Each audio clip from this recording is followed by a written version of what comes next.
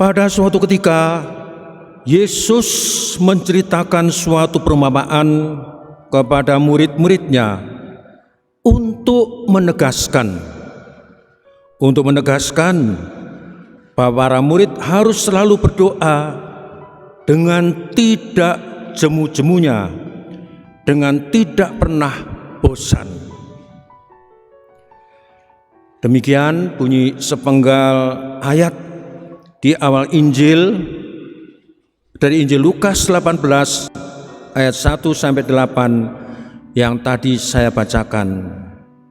Yesus mengajak agar para murid, agar kita semua untuk selalu berdoa dengan tidak jemu-jemunya.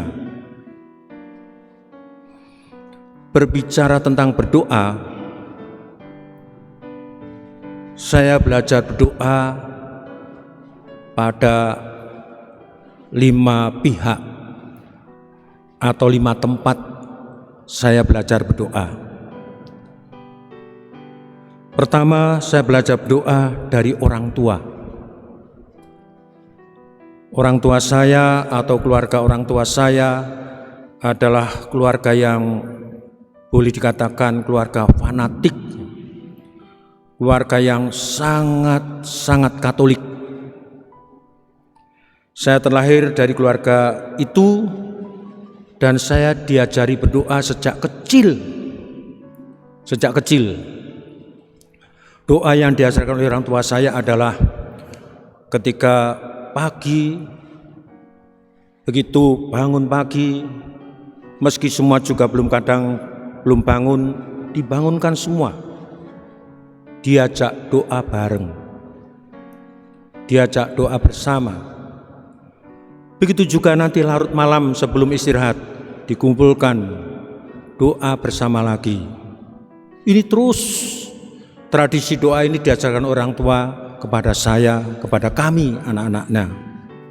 Semuanya dalam bahasa Jawa. Dan saya sampai hafal doa-doa pokok yang mereka ajarkan. Doa aku percaya, doa iman, doa pengharapan, doa cinta, 10 perintah Allah, 5 perintah gereja, semua hafal dalam bahasa Jawa. Jadi pertama saya belajar berdoa karena orang tua mengajari doa. Lalu yang kedua, saya belajar berdoa di seminari.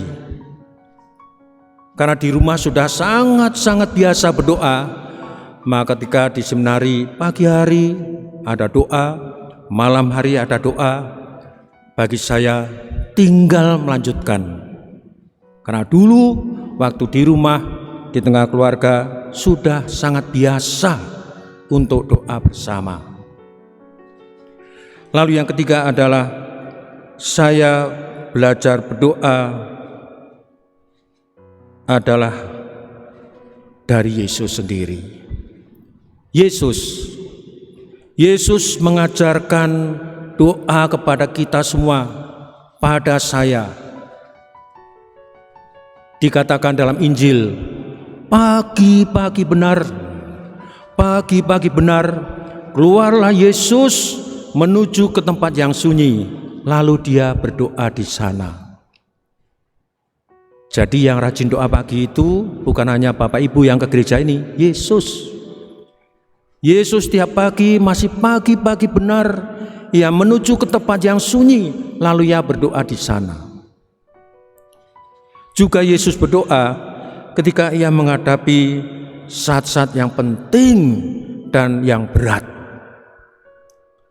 Saat penting ketika akan memilih 12 rasul, semalam-malaman ia berdoa.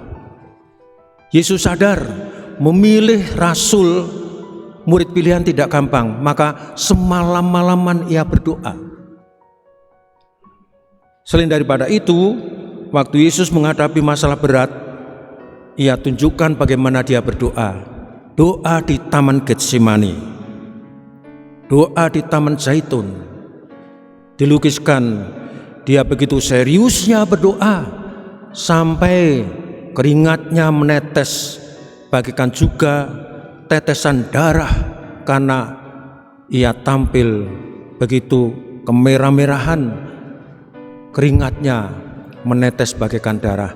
Dia berdoa dengan sungguh-sungguh di Taman Zaitun, di Getsemani. Lalu saya berdoa juga, ini yang keempat, saya berdoa pada keluarga kakak saya. Saya tiap kali ada kesempatan libur, saya pergi ke tempat kakak saya di Jogja. Saya nginep di sana. Dan ketika nginep di sana, kakak saya yang sulung, Mbak Yu saya, bersama suaminya mempunyai tradisi berdoa. Dan kalau doa itu panjang banget, aku sampai bosen itu. Kok ora rampung-rampung. Tiap malam, tiap pagi. Setelah itu berangkat ke gereja. Saya berdoa dari kakak saya. Dan yang kelima, yang terakhir, saya berdoa juga belajar dari Romo-Romo. Mungkin teman-teman yang pulang gereja selalu lihat, oh Romo sedang mau doa. Dengan ini saya mengatakan bahwa saya bisa berdoa karena belajar. Orang tidak bisa tiba-tiba bisa doa, tidak. Orang harus belajar dengan tekun, sehingga dengan ketekunan itu akhirnya ia bisa berdoa. Maka kalau sekarang ini masih ada umat Bapak Ibu, saudara-saudariku merasa belum bisa doa, banyaklah dan belajarlah lagi. Gak apa-apa, belajar terus. Lalu ada pertanyaan, Romo, mengapa kita harus berdoa? Mengapa? Ini sebuah pertanyaan yang kritis, pertanyaan yang bagus. Umat bertanya, Romo, mengapa kita harus berdoa? Bahkan mengapa kita berdoa tidak jemu-jemu, tidak bosan-bosannya? Mengapa? Saya akan ajukan dua alasan mengapa kita harus berdoa, bahkan rajin dan tak jemu-jemu doa. Alasan pertama adalah agar kita dekat dengan Tuhan.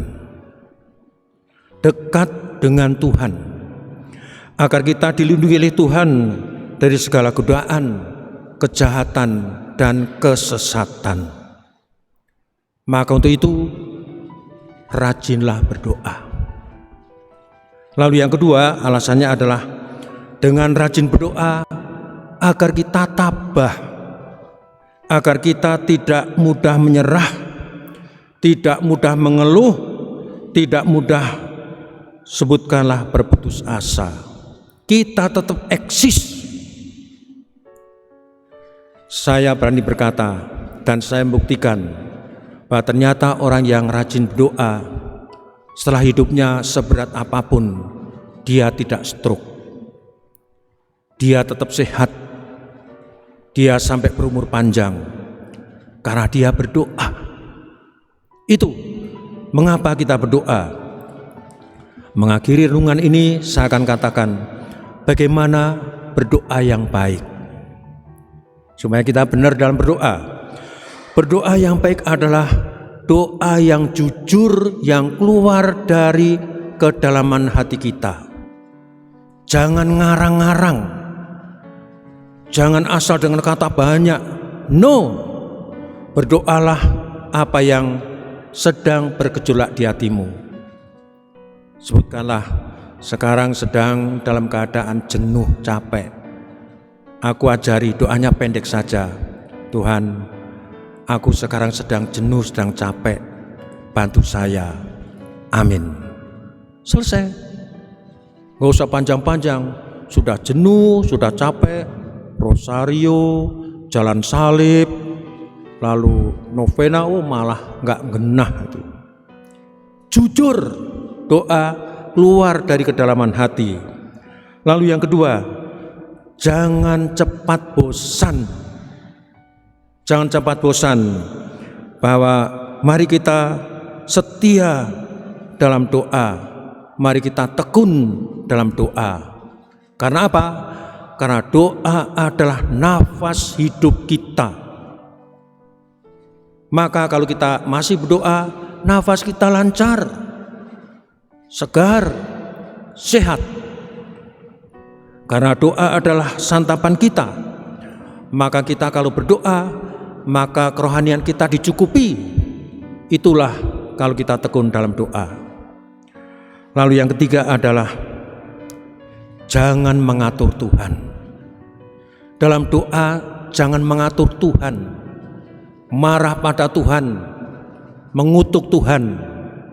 Itu bukan doa. Doa yang bagus adalah doanya Bunda Maria dan doanya Yesus. Terjadilah padaku seturut kehendak-Mu. Itu doa yang baik. Dan yang terakhir, setelah kita berdoa rajin, sertailah dengan bekerja baik-baik. Doa tidak menghidupi, yang menghidupi adalah dua hal, doa dan bekerja. Tuhan memberkati.